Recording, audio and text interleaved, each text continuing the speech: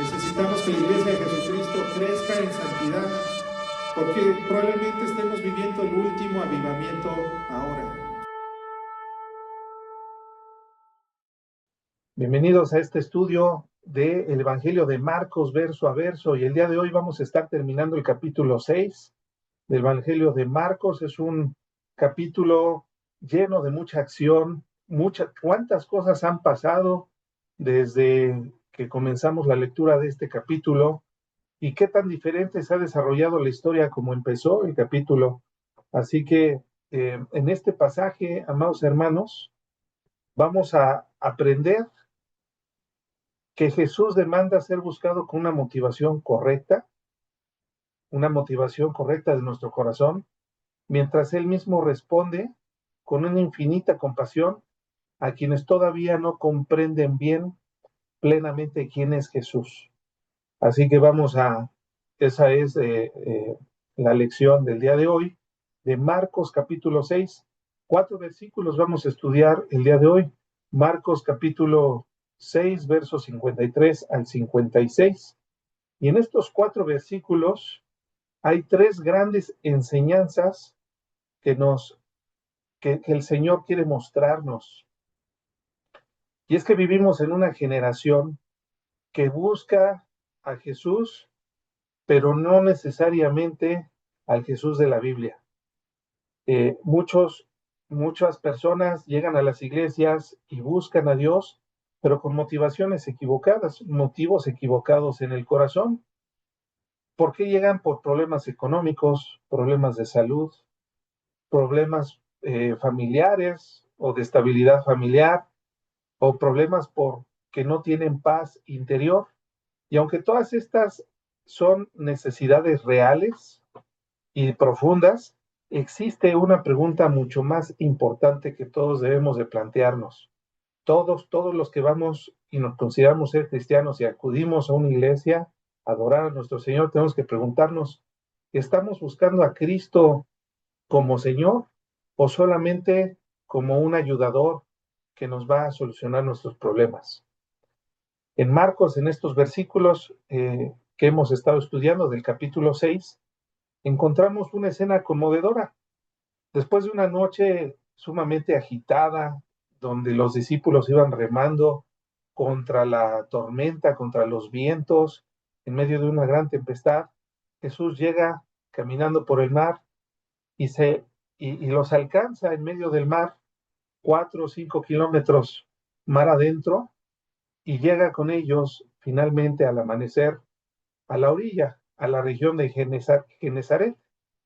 En cuanto la gente lo reconoce, comienza una movilización impresionante. El rumor de que Jesús había alimentado a 5,000 hombres, sin contar mujeres y niños, se había ya esparcido por toda esa región. Así que en estos versículos que vamos a estudiar, encontramos una escena de cómo la gente de todo alrededor corre y busca a Jesús, recorriendo todas las aldeas de alrededor para seguirlo. Hay mucho entusiasmo en la gente que está ahí, en esa orilla del lago. Hay mucha expectativa y toda la gente tiene urgencia por acudir con Jesucristo. Pero Marcos nos deja entrever una realidad en estos pasajes que vamos a estudiar, y es una realidad espiritual sumamente preocupante. Hay mucha necesidad física, pero poca búsqueda espiritual, si no es que nula. La multitud quiere el poder de Jesús, pero no necesariamente quiere la autoridad de Jesús. Quiere su ayuda, pero no su señorío. Quiere su compasión, pero no su transformación. Sin embargo, en medio de toda esta motivación sumamente imperfecta y equivocada, Cristo manifiesta algo glorioso, su significativa compasión por las personas. En este pasaje nos vamos a encontrar confrontados con una pregunta inevitable. ¿Por qué estamos tú y yo buscando a Jesús el día de hoy? Y esa pregunta es una pregunta que espero que Dios nos responda y nos ayude a responder con toda sinceridad en nuestro corazón, porque Realmente Dios tiene mucho que mostrarnos en estos primeros 4 versículos. La primera enseñanza viene en el verso 53, y esto es la flexibilidad en la predicación del Evangelio. La flexibilidad en la predicación del Evangelio. Y es que voy a poner aquí el versículo, el verso 53, dice así el evangelista, comienza diciendo, terminada la travesía. Aquí voy a hacer un comentario. Terminada la travesía lo expresa así el evangelista Marcos, porque realmente fue una travesía, según nosotros podemos verlo en los versos anteriores. Estábamos viendo que los vientos les eran contrarios a los discípulos. Recordemos que Jesús les mandó irse después de que las multitudes aclamaban a Jesús, y yo les comentaba hace 8 días, era como tener a 2 auditorios nacionales juntos y todos ahí aclamando a Jesucristo, y más por el milagro que los había alimentado a los 20,000 o cerca de 20,000 personas con 5 panes y 2 pescados, y habían sobrado 12 cestas de los sobrantes de la alimentación de todos. Así que inmediatamente de eso, el evangelista nos dice que Jesús les ordena, les manda a sus discípulos que crucen del otro lado del mar, para guardar su corazón de la popularidad y de la fama.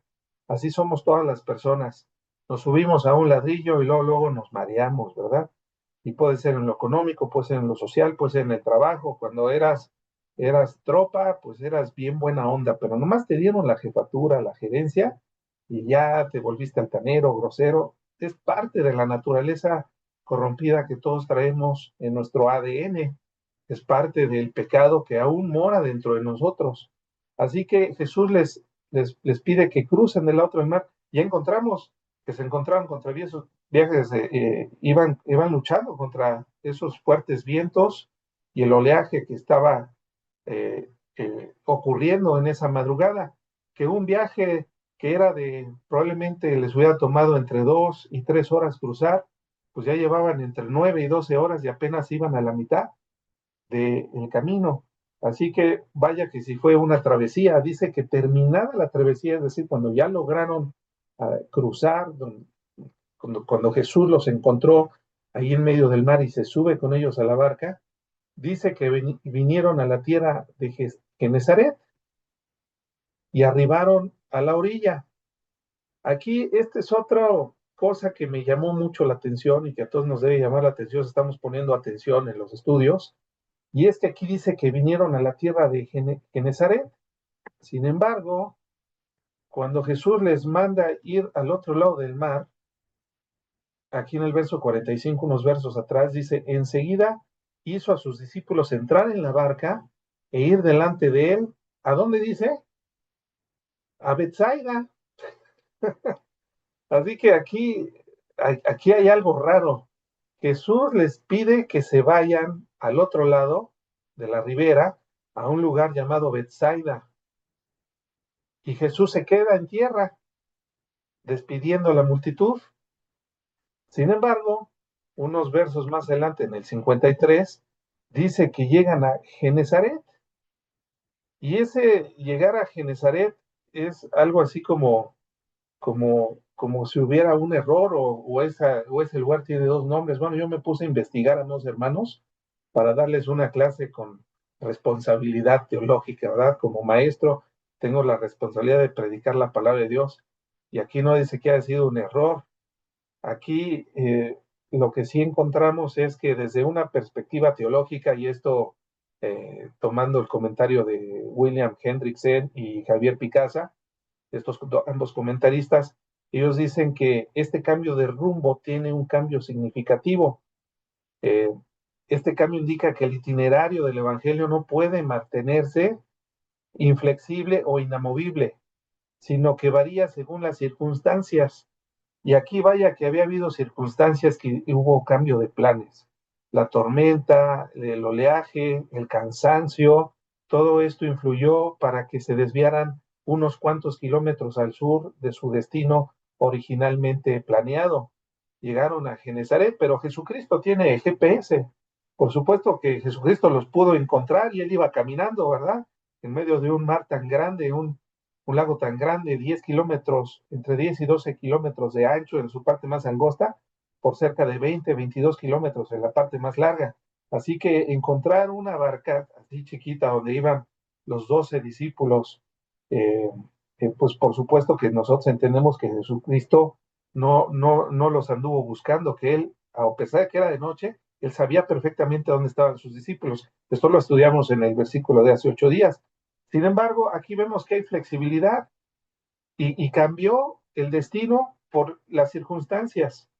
Ellos no habían proyectado inicialmente llegar a Genezaret, sino a Bethsaida, pero cuando llegan ahí, vemos que hay mucha gente ya esperándolos. Hay una providencia, pues, aunque Jesús tenía un plan, las circunstancias obligan a cambiarlo cuando encuentran grupos de personas que vienen de todas partes necesitando curaciones. Y eso es precisamente lo que vamos a encontrar. Por eso dice aquí que vinieron a la tierra de Genezaret. La enseñanza es que el Evangelio, la aplicación del Evangelio debe ser flexible.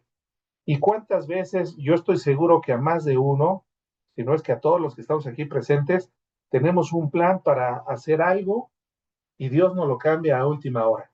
Vamos a predicarle a una persona o vamos a algún lugar y surge otra necesidad. Y aquí lo que debemos nosotros aprender es que Jesús fue flexible. Nosotros tenemos que ser flexibles y sensibles a la voz del Espíritu Santo en nuestros planes de evangelismo, en nuestros planes cuando vamos a compartir la palabra. A lo mejor tú traías también, puede ser otro cambio de plan, tú ya traías un texto para compartir, pero ya a la mera hora el Señor te lleva y te muestra otro camino para llegar con palabras más adecuadas a compartir su palabra.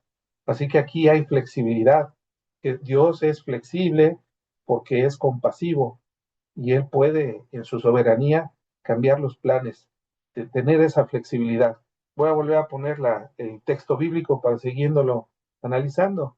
Después dice aquí, eh, bueno, vinieron a la tierra de Genezaret y arribaron a la orilla.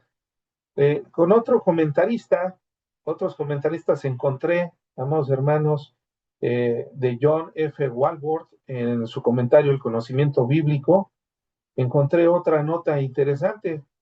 El Genezaret era una región que estaba un poco más al sur de donde Jesucristo estableció su centro de ministerio.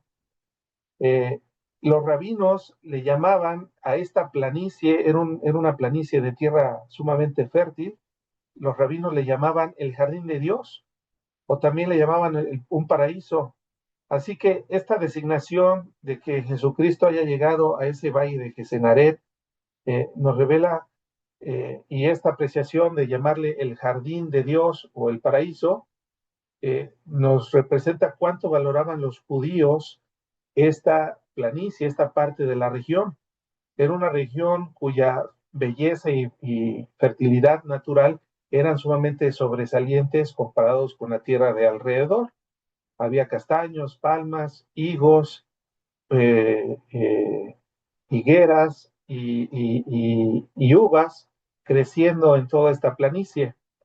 De hecho, los frutos de Genezaret tenían tan alta eh, reputación entre los rabinos en los tiempos de Cristo que no se permitía su comercialización en Jerusalén durante las festividades para evitar que alguna persona se sintiese tentada a asistir a las fiestas meramente para degustarlos. Esto es lo que John F. Walworth escribió ahí en su comentario. Teológicamente, Genezaret marcaba el retorno de Jesús a las zonas donde Jesús tuvo mayor influencia. Para estas alturas del Evangelio de Marcos, en este capítulo 6, está ya terminando Jesucristo su primer año de ministerio terrenal. Así que toda esta zona había sido el centro de operaciones de Jesús. Esto es Capernaum. Esta no era una llegada casual a cualquier costa del mar de Galilea, sino un desembarque a un territorio donde ya era ampliamente conocido como sanador. Jesucristo había hecho infinidad de milagros. tanto de enfermedades que son cuestiones físicas como espirituales con la gente endemoniada, y había ya hecho proezas también, teniendo y demostrando poder sobre el clima y la naturaleza. Así que esta declaración resume eh, cómo llega al clímax del ministerio de Jesús en toda esta región del norte de Israel llamada Galilea, donde hay muchas ciudades, había muchas poblaciones. Justo antes de su partida de Jesucristo hacia la costa de Tiro y de Sidón, que ya son la costa, pero del mar Mediterráneo. Así que me regreso aquí a la escritura, porque es importante entender por qué Dios cambió los planes y llegaron, después de esta travesía, a este otro territorio. Llegaron a la otra orilla. Eh, la segunda enseñanza la encontramos en el siguiente versículo, en el verso 54. Y aquí lo que nos tiene que mostrar en este versículo, con estas palabras, versos 54 y 55, cómo la gente se acercaba a Jesús por miles, pero se acercaba de la manera equivocada. La manera equivocada de acercarse a Jesús, dice así el texto bíblico. Y saliendo ellos de la barca, enseguida la gente le conoció, o la nueva Biblia de las Américas utiliza la frase le reconoció, y en el Evangelio de Juan, en la historia paralela a en Juan capítulo 6, Juan utiliza la palabra le halló, ¿verdad? Entonces, saliendo ellos de la barca, enseguida la gente le conoció, le reconoció o le halló, ¿verdad? Y recorriendo toda la tierra alrededor, comenzaron a traer de todas partes enfermos en lechos a donde oían que estaba. Así que eh, el ministerio de Jesucristo, su ministerio terrenal, era un ministerio de arduo trabajo. Recorría toda la tierra alrededor, toda esa zona, Jesucristo se la pasaba recorriendo. Así que no fue fácil el ministerio terrenal de Jesucristo. No nos quejemos, amados hermanos, de que nosotros tenemos que hacer muchas cosas, porque Dios mismo, por medio de Cristo, nos demostró que Él también le ponía empeño a su trabajo, a su ministerio. Y dice que la gente se comenzaba a traer de todas partes enfermos en lechos. Entonces, esto no es algo correcto. ¿Por qué? Porque si bien no tiene nada de malo pedir la sanidad por una enfermedad a Jesucristo, por alguna dolencia, no es el motivo principal, sino que esto ya es un motivo secundario, es algo irrelevante, porque Dios es soberano y Dios quiere que confiemos en su soberanía. Por eso esta es la manera equivocada de acercarse a Jesús. Solamente lo hacían por conveniencia. Toda esta gente llegaba a Jesús por cuestiones físicas que requerían una solución inmediata. Ellos buscaban sanación para sus enfermos, y este acercamiento, como insisto, no es lo correcto. Los resultados de búsqueda ofrecen un marco sistemático sobre la manera apropiada de aproximarse a Dios. Vamos a ver, les voy a dar, si lo quieren anotar, les voy a dar 5 maneras equivocadas o, o correctas, para que no, es decir, no equivocadas de acercarse a Jesús. Vamos a ver la primera. La entrega, la entrega de nosotros hacia Jesús debe de ser integral y no tan solamente parcial. El ser íntegro o entero debe ser entregado al servicio de nuestro Dios, de nuestro Creador. El evangelista Juan, cuando inicia el evangelio que lleva su nombre, él dice que en el principio era el verbo y el verbo era Dios y el verbo era con Dios. Y de todas estas palabras está el mundo, por él fue hecho, ¿verdad? Sin embargo, al mundo vino y ellos no le recibieron. Jesucristo es el creador. Jesucristo es el Dios que creó todas las cosas. Jesucristo es Dios, sí, No son tres dioses, no es Dios el Padre, Dios el Hijo, Dios el Espíritu Santo, no. La Biblia nos enseña que hay un solo Dios. Sí, se manifiesta por medio de tres personas, pero es un solo Dios. Así que nuestra entrega hacia Él tiene que ser como lo que Él es, nuestro Creador. Una, entregarnos a Él tiene que ser por completo, una dedicación de todo lo que somos y de todo lo que vamos a hacer. La gente de Genezaret se acerca a Jesús porque quería beneficiarse de Jesús sin tener una transformación en su corazón. Ellos buscaban milagros de Jesús, pero no buscaban su señorío. Y fíjense qué duras palabras eh, registra, no las pone en Marcos, pero Juan 6 en el versículo o en la historia paralela según la narra el evangelista Juan. Aquí vemos a Jesús que le responde y les dice, de cierto os digo que me buscáis, no porque habéis visto las señales, sino porque comisteis el pan y os saciasteis. Y Jesús lo sabía, él no tenía necesidad de que nadie se lo dijera, Jesús lo sabía, él sabía que les dio de comer a todos gratis y ellos estaban buscando lo que pasa, lo irrelevante. A ver, amados hermanos, ¿de qué nos sirve estar sanos, pedirle a Dios que nos sane de cualquier enfermedad, si al final de cuentas este cuerpo que tenemos va a envejecer y va a morir? Nadie, ningún hijo de Dios va a entrar al reino de los cielos con este cuerpo que tenemos hoy en día. Está de más que le invirtamos tanto esfuerzo y tanta preocupación a algo que es pasajero, pero Jesucristo nos va a dar en la resurrección de los vivos, de los muertos, nos va a dar un cuerpo nuevo, un cuerpo celestial, como el que Jesús tuvo cuando salió de la tumba después de resucitar. Y Jesús quiere que nos enfoquemos en las cuestiones que no se ven, que son las eternas. Por eso Jesús insistía, poner las cosas en las cosas de arriba, dice el apóstol Pablo ahí en Primera de Tesalonicenses. Buscar, poner vuestra mira en las cosas de arriba, en las celestiales, porque esas son eternas, pero todo lo que es terrenal es pasajero y tiene fecha de caducidad. Así que la primera lección es que tenemos que buscar su señorío, no solamente sus milagros. En Primera de Samuel 12:20, el profeta nos dice,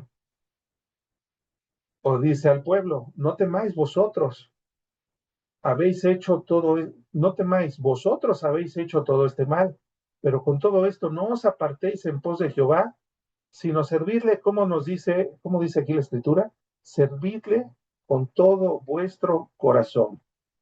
Jesús también lo enseñó en Mateo 22:37, amar a Dios con todo tu corazón, con toda tu alma y con toda tu mente. Este amor que Dios exige para Él mismo es un amor incondicional. No es siempre y cuando te responda tus oraciones y te dé lo que le pides. El amar a Dios es con plenitud, con totalidad, con una entrega total y no solamente limitada o condicionada. Dios quiere que lo hagamos siempre plenamente. La segunda enseñanza de cómo acercarnos correctamente a Cristo es teniendo el amor como fundamento. El mandamiento más grande, según lo que acabamos de leer en Mateo 22, es amar a Dios con todo nuestro corazón, nuestra alma y nuestra mente. La obediencia debe de fluir a consecuencia del amor que le tenemos a Dios, no por un interés personal. Hace tiempo yo les decía, no es lo mismo ir a la iglesia por amor a Dios que por temor al infierno, ¿verdad? Dios no desea, y no lo podemos engañar, y Dios no desea que lo utilicemos a Él como un seguro que nos protege de irnos al infierno. O sea, eso no es una motivación correcta, no es el miedo al infierno, sino es el amor genuino y verdadero que le tengamos a Él. Eh, eh, si no amamos a Dios con sinceridad de corazón y nos acercamos a Él movidos por ese amor, nos vamos a convertir en personas solamente religiosas. Vamos a la iglesia como antes íbamos a la religión tradicional, ¿verdad? Íbamos a misa, nada más para cumplir y decir, no, sí, yo soy buen cristiano porque voy todos los domingos. Eso no va a hacer ninguna diferencia, amados hermanos. En aquel tiempo muchos me dirán, dijo Jesús, Señor, Señor, en tu nombre hicimos muchos milagros, hicimos muchas cosas, y Jesús les va a responder, apartaos de mí, hacedores de maldad, porque nunca os conocí. Juan, en su primera carta, en el capítulo 4, verso 19, nos dice, nosotros le amamos a Él porque Él nos amó primero. El amor debe motivarnos a la obediencia. Deuteronomio, recordemos que Deuteronomio es una recapitulación de la ley, de lo que ya había dicho Dios a Moisés, pero ya está al final de sus 40 años en el desierto. Moisés ya es de una edad avanzada y está haciendo una recapitulación de la ley en este libro llamado Deuteronomio, y dice así en Deuteronomio 6:5, y amarás a Jehová tu Dios con todo tu corazón y de toda tu alma y con todas tus fuerzas. Así que nuevamente vemos cómo la misma Biblia nos enfatiza este principio de amar. La tercera forma de llegar correctamente a Jesús es con un corazón puro. De hecho, cuando Jesús pronuncia las 8 bienaventuranzas al inicio del Sermón del Monte, una de esas bienaventuranzas es esta: bienaventurados los de limpio corazón, porque ellos verán a Dios. Sin santidad, nadie puede ver a Dios. Dios por eso nos dio a su Hijo Jesucristo, para que por medio de la fe en Jesucristo fuéramos limpios o lavados de todos nuestros pecados, pasados, presentes y futuros. Solamente es por medio de Cristo que podemos ser personas santas, puras de corazón. Eh, y solamente este tipo de personas, ¿verdad?, santas, van a poder ver a Dios cara a cara. Cuando el corazón es puro, la mente se fija en Dios y en sus caminos. Eh, Vamos a ver lo que dice el Salmo 24, versos 3 y 4. ¿Quién subirá al monte de Jehová? ¿Y quién estará en su lugar santo? La respuesta viene en el verso 4. El limpio de manos y puro de corazón, el que no ha elevado su alma a cosas vanas, ni jurado con engaño. El verso 5 dice, Él recibirá bendición de Jehová y la justicia del Dios de salvación. Nuestro Señor Jesucristo es nuestro Redentor. Es por medio de Él que podemos llegar nosotros con las manos limpias, no por obras, no por algo que nosotros podamos hacer, eso lo decimos y lo insistimos, sino es por medio de lo que Él ya hizo, y lo único que tenemos que hacer es creer en Él. También otra manera correcta de acercarnos a Dios, la cuarta manera correcta, es acercarnos con renuncia y con humildad. Vamos a ver otros versículos. Acercarse a Dios implica abandonar los pecados, implica, no es un acto de magia, es un acto voluntario, ¿verdad? Es, es dejar todo lo que sabemos que le desagrada a Dios y llorar por arrepentimiento y porque Dios nos conceda ese cambio genuino en nosotros. Piensa con lo que dice aquí Lucas 14:33. Así que pues, cualquiera de vosotros que no renuncie a todo lo que posee, no puede ser mi discípulo. Tenemos que renunciar a todo, y para renunciar a todo necesitamos ser humildes. Humildes es la capacidad de reconocer que solos no podemos, que no tenemos la suficiente fuerza ni capacidad. Eso se necesita ser humilde. Una persona orgullosa jamás va a pensar así, ni va a sentir de esta manera. Al contrario, va a sentir orgullo, ¿verdad? Y va a ser algo muy diferente a lo que Dios espera de nosotros. renunciemos a todo lo que nosotros amamos, incluyendo nuestra propia vida, nuestra propia familia, renunciar a todo lo que tenemos por Él y hagámoslo con humildad. Dice la escritura en Filipenses 2, versos 3 y 4, nada hagáis por contienda o por vanagloria, antes bien con humildad, estimando a cada uno de los demás como superiores a Él mismo. Fíjense, dice, estimando a cada uno de los demás como superiores a Él mismo. No es que lo sean, pero si nosotros estimamos a los demás como si fueran superiores a nosotros, que sabemos que no lo son, porque todos somos iguales delante de Dios, hombres y mujeres, y entre hombres y entre mujeres iguales todos, porque fuimos creados a la imagen y semejanza de Dios. Pero si tú eres humilde, lo vas a estimar. Vas en el tráfico y ya llegó un gandalla que no quiere hacer fila y se te miente y te avienta la lámina y con todo.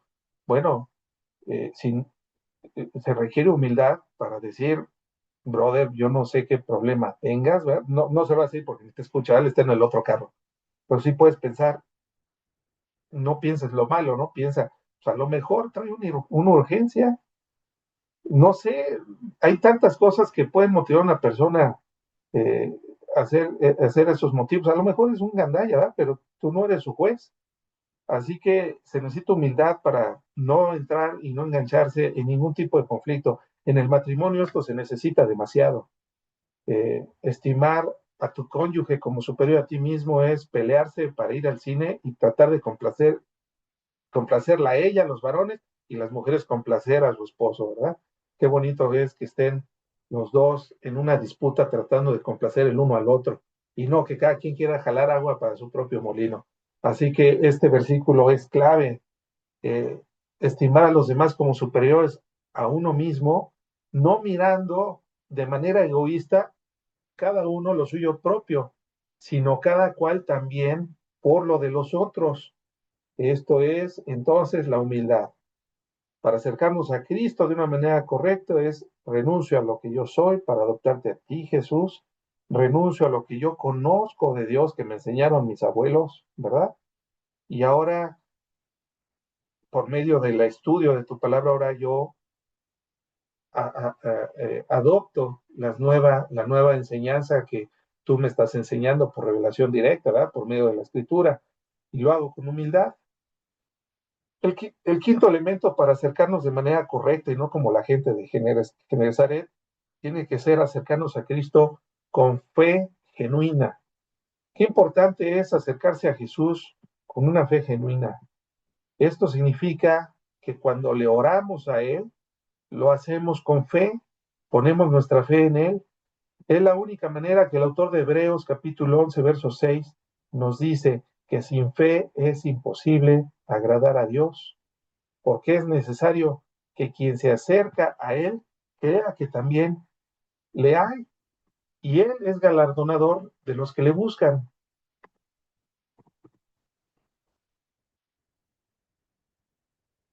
Dios conoce nuestro corazón y sabe la manera como está nuestro corazón cuando nos acercamos a Él.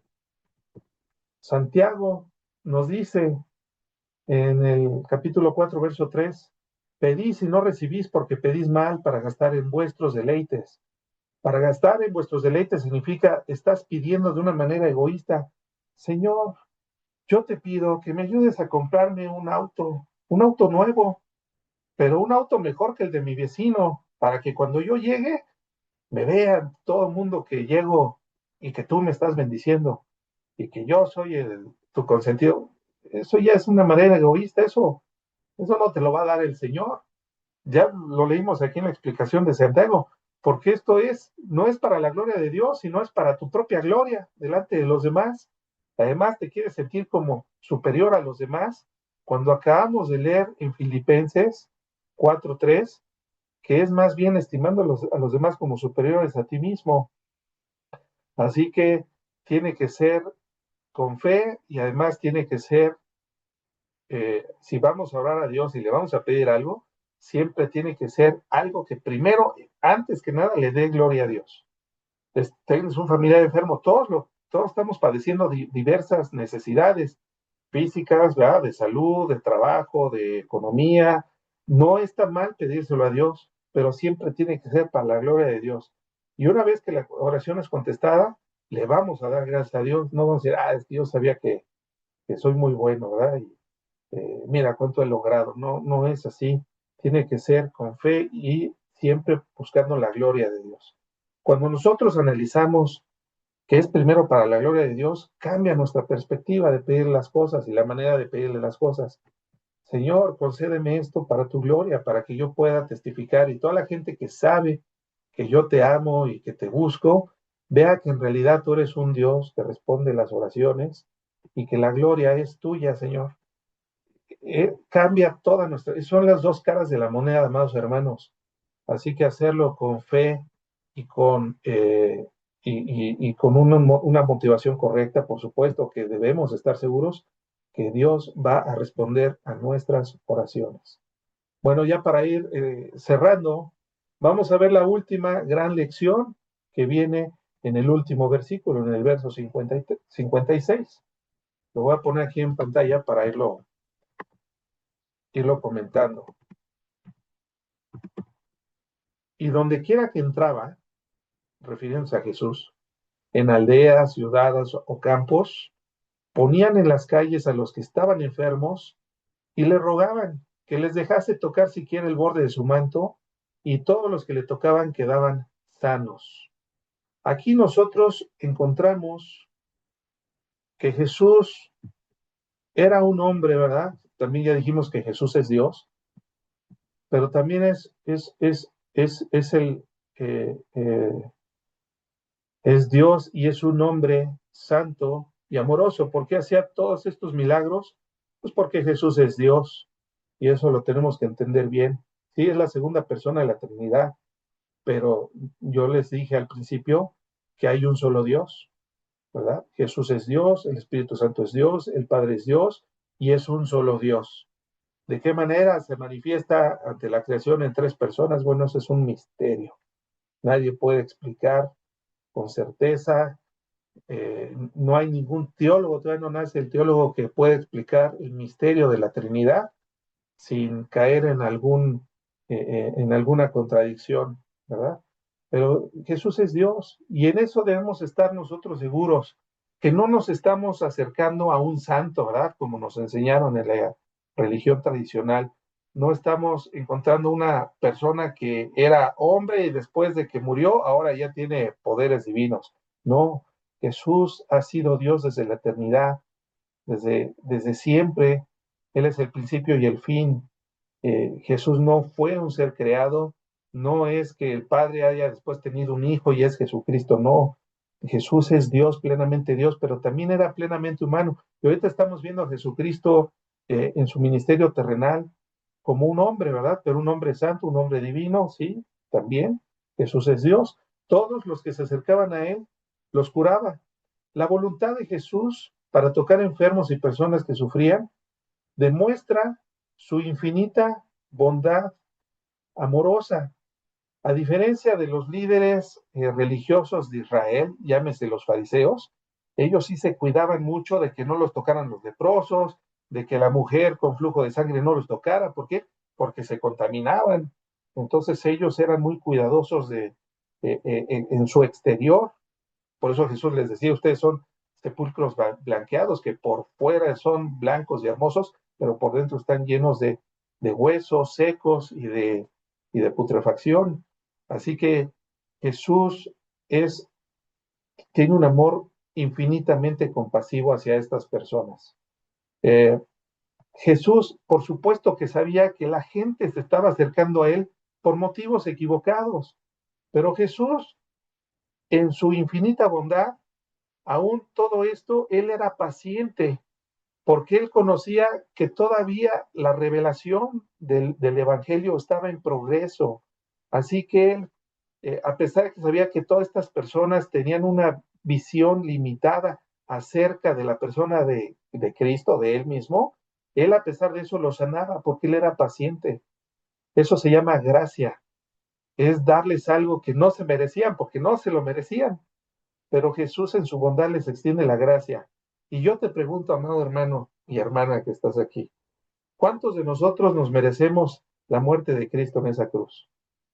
Nadie, nadie, absolutamente ningún ser humano merece que Jesucristo haya muerto en esa cruz. Sin embargo, lo hizo y nos extiende ese beneficio a nosotros. Él tomó nuestro lugar y a eso se le llama gracia. Es un regalo inmerecido, es un regalo enorme que nosotros recibimos simplemente porque Él nos amó primero, como lo leímos en Primera de Juan.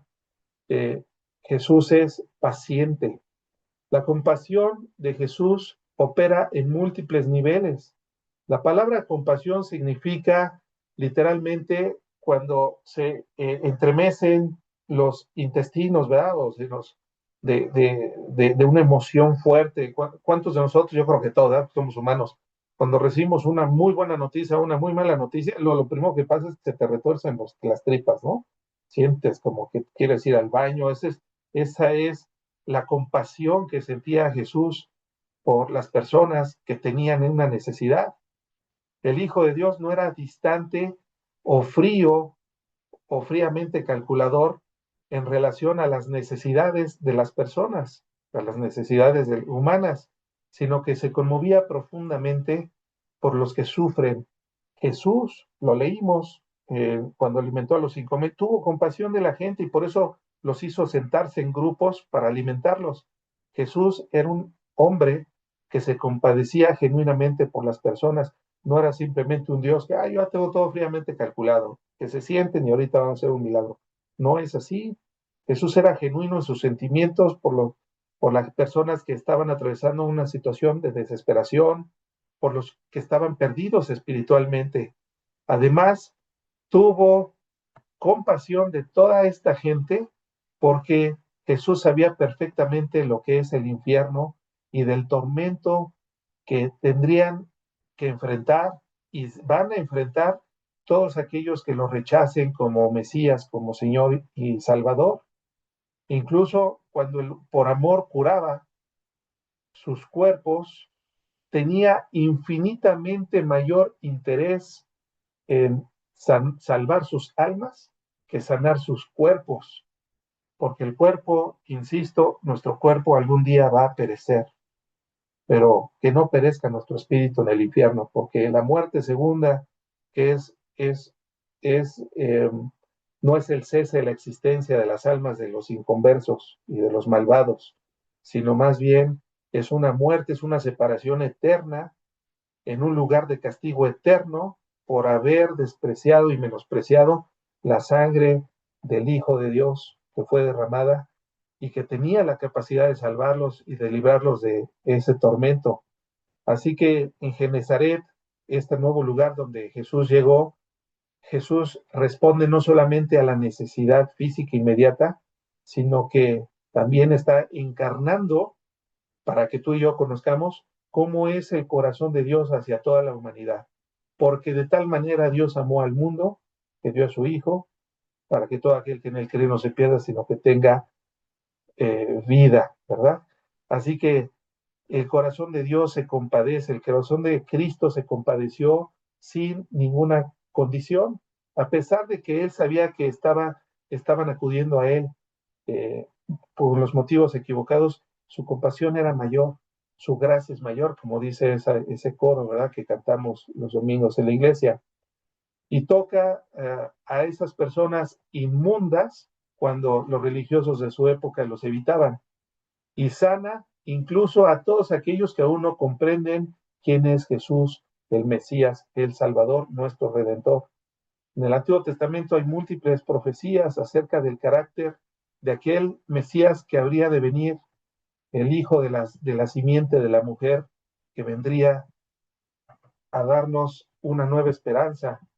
Por ejemplo, en Isaías 53, verso 4, nos dice que Él cargó nuestras enfermedades. Ciertamente llevó Él nuestras enfermedades y sufrió nuestros dolores, y nosotros le tuvimos por azotado, por herido de Dios y abatido. Esta profecía de Isaías 53 aunque habla en tiempo pasado, en realidad se dio cerca de 700 a 800 años antes del nacimiento de Jesucristo. Así que no fue una predicción muy precisa. También Jesús, el Mesías, vendría a restaurarle la vista y el oído, la vista a los ciegos y el oído a los sordos, como lo dice Isaías 35, 5 al 10. Entonces los ojos de los ciegos serán abiertos y los oídos de los sordos se abrirán. Entonces el cojo saltará como un ciervo y cantará la lengua del mudo, porque aguas serán cavadas en el desierto y torrentes en soledad. Así que nuestro Señor Jesucristo es el que restaura todas las cosas, el que llevó nuestras enfermedades. Pero también Cristo tiene poder para restaurar la plenitud de aquello que se perdió a causa del pecado original o el primer pecado de la humanidad. Malaquías lo describió así en el Antiguo Testamento. Mas a vosotros, los que teméis mi nombre, nacerá el sol de justicia. Este es otro nombre de nuestro Señor Jesucristo, el sol de justicia. Y en sus alas traerá salvación, y saldréis y saltaréis como becerros de la manada. Jesucristo desterró la enfermedad, casi erradicó la enfermedad en su tiempo. Convirtió el agua en vino, multiplicó la comida, calmó tempestades, echó fuera demonios, perdonó pecados y resucitó muertos, porque Él tenía y tiene el poder para restaurar la plenitud. ¿Y qué estamos esperando tú y yo hoy en estos tiempos? Que Jesús venga por segunda vez y complete todas las profecías del Antiguo Testamento y lleguemos a la plenitud de lo que Dios planeó originalmente cuando pensó crear la humanidad y crear todo lo que existe. Por amor a Él mismo, Él cumplirá lo que ha prometido, y no porque nosotros lo merezcamos, vamos hermanos. Jesucristo también debía tener otra marca, ¿verdad? Dentro de su compasión mesiánica.